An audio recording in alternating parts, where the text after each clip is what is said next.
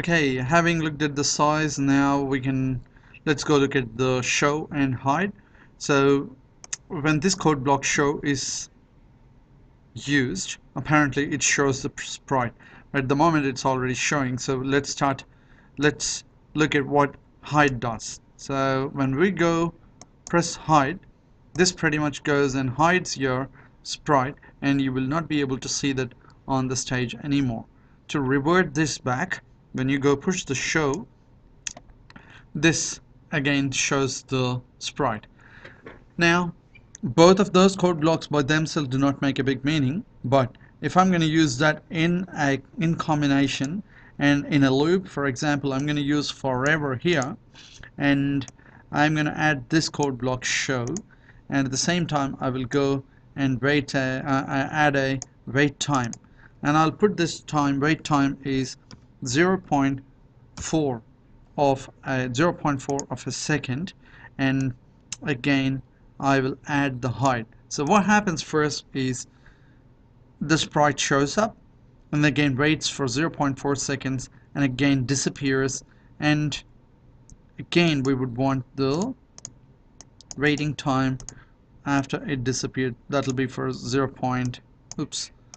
that'll be for again 0.4 seconds. If I'm going to go play this code blocks in sequence continuously, the sprite shows up, waits for 0.4 seconds and hides, waits for 0.4 seconds and shows up. Let's test this out. So pretty much now this has given a blinking effect. Now if you want the blink to be quicker, you just have to go change this seconds here. Instead of 4 seconds, we can make it 2 seconds and see how quickly it started blinking.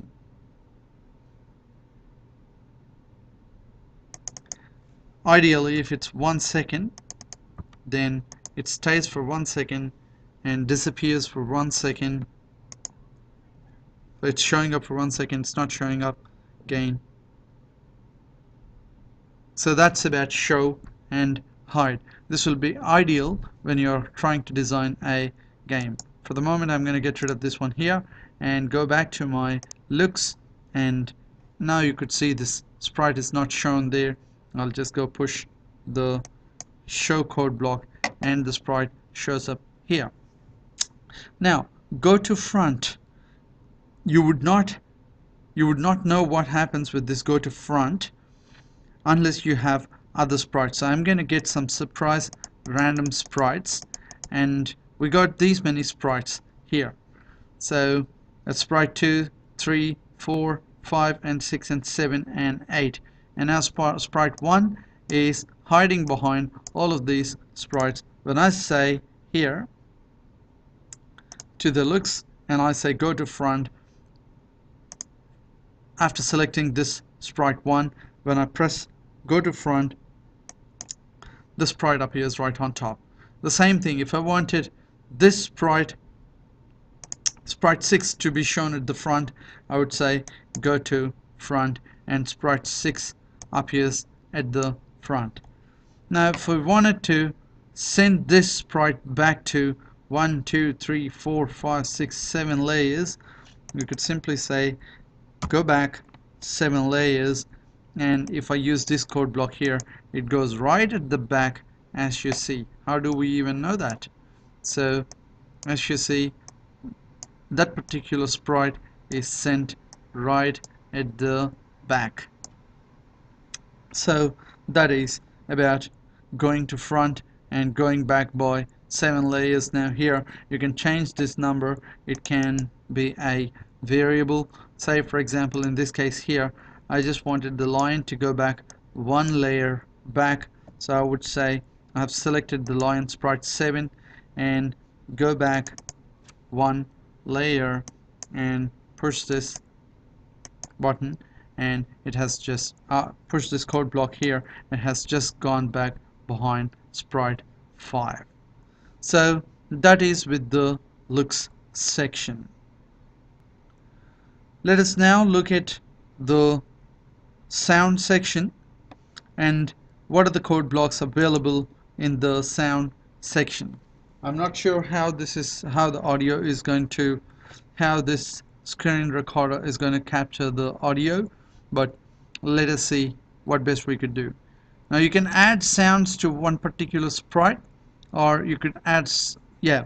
So for example here, I got only this, I'll keep only the sprite 1. I will get rid of these sprites, selecting them, right click and just delete them, and I've deleted all of those sprites here, and I have only the first sprite, that is sprite 1. Now I'll go back to this sound here. You can select the sound you would wish to play for the sprite. The first code block says here play sound, and you could either record or you can go add, that's the sound.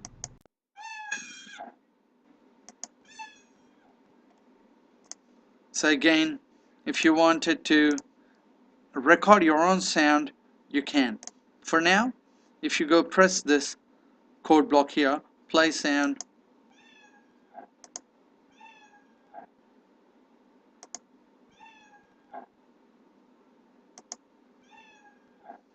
it plays the sound. Then again, if you say play sound until done,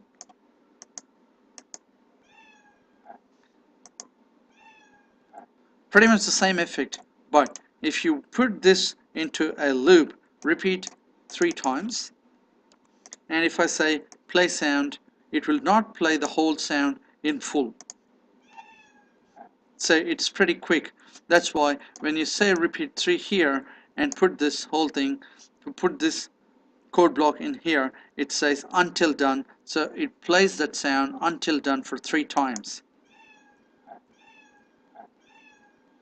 So that's about playing the sound. In order to stop all the sounds, say for example random sounds are playing all at a time, you could go and stop all. But I would not experiment with that code block now, because not many sounds are playing at the moment. I would experiment with different code blocks now, with these code blocks, and later I would go and use that code block there, experiment with that code block there. Now you can play this drum, and you got range of instruments to choose for the drum itself, from starting from 35 acoustic bass drum 1, and it goes all the way up to 81 and open triangle. I wouldn't even know what that is, and say I would go say open triangle, and it'll ask you for how many beats. Let's just play this one here. So that's one there. That's the open triangle. Now let's go bass drum.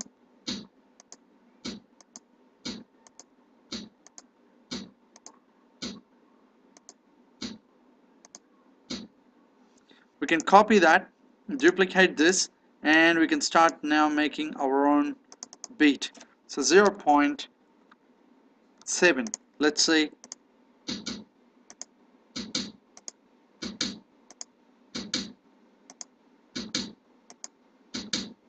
So pretty much you can start making your own music here, and this time I'm going to use that for 0.5 seconds. So I could always keep that aside. Now I'll say here repeat forever, and this music will be playing forever.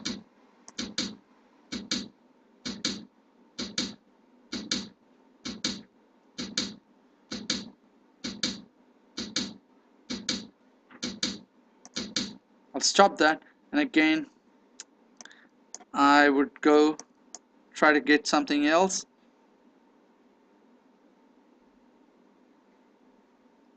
Low floor tom, and this time we could say 0.9, and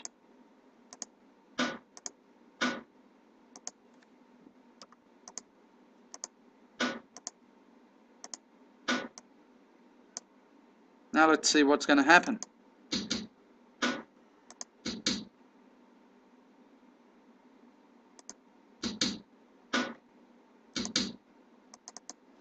I'll say actually 0.2 and see what happens.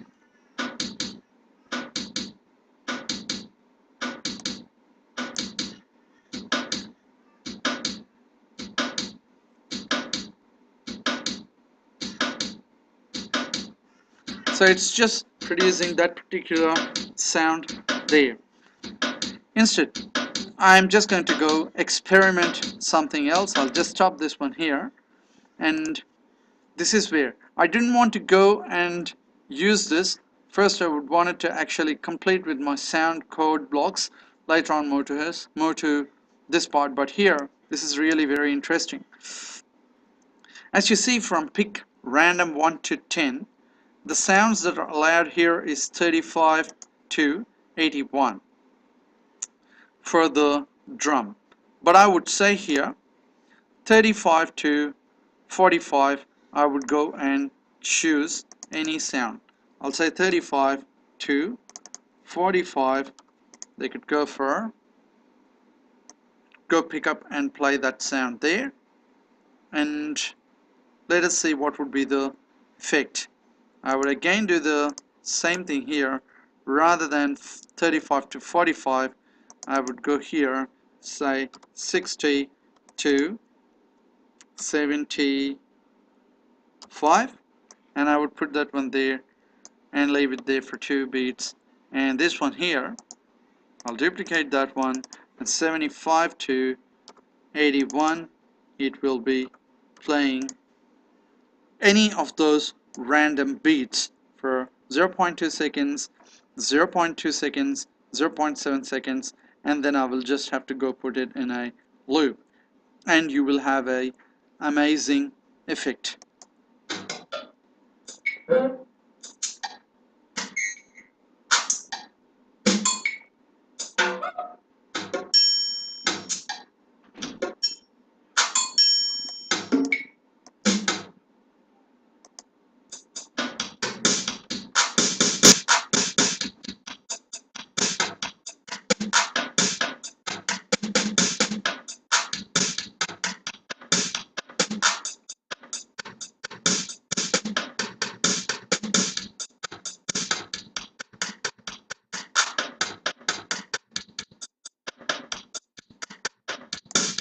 So between those 35 to 45 of the drum, and it began to play those sounds for 0.2 beats, and pretty much it went and produced its own music. Now the same thing that I would do here is I will again take a forever loop, and I would put it here and see what's going to be the effect.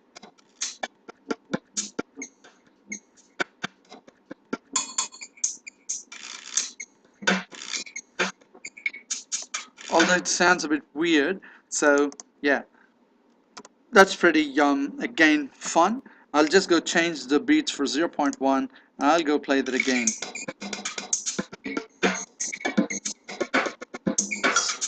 As you see, the beat has changed.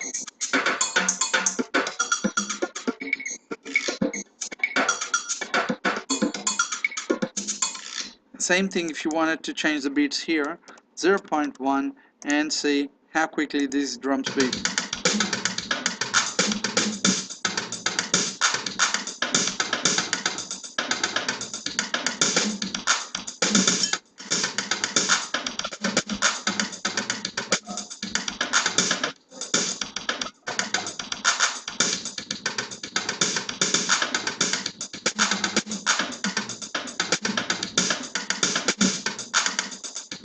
So if I'm going to put these ones all at a time into when I when I wanted all of them to play at a time, again I'll grab this and put it into a forever loop. So it's playing drum, random numbers 75 to 81, 60 to 75, and 35 to 45.